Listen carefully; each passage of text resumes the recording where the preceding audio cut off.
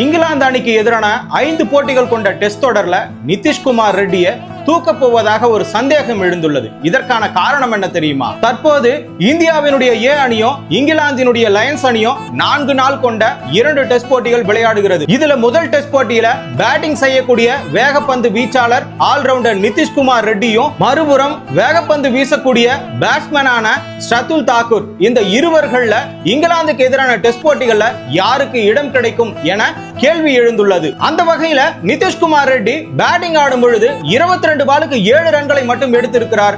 Polling வீசும்போது 3 ஓவர்களுக்கு 27 ரன்களை விட்டு கொடுத்து ஐபிஎல்லையும் சரியாக ரன் குவிக்காமல் இந்த இடத்துல ஃபார்மை இழந்திருக்கிறார் நிதிஷ்குமார் ரெட்டி. ஆனால் ஷர்துல் தாக்கூர் 34 பாலுக்கு 27 ரன்கள் எடுத்து பேட்டிங்ல, போலிங்ல 10 ஓவர்களை வீசி 37 ரன்களை மட்டுமே கட்டுப்படுத்தி வீசி இருக்கிறார். உள்ளூர் போட்டியான ரஞ்சி கிரிக்கெட்ல சரியாக விளையாடி இருக்கிறார். இங்கிலாந்துக்கு எதிரான டெஸ்ட் போட்டிகள்ல இந்தியாவுல ஆல்ரவுண்டராக நிதிஷ்குமார் ரெட்டி தேர்வு சரியாக இருக்குமா, இல்லை இந்த இடத்துல ஷர்துல் தாக்கூரினுடைய தேர்வு சரியாக இருக்குமான்னு சொல்லிட்டு நீங்க கமெண்ட்ல சொல்லுங்க.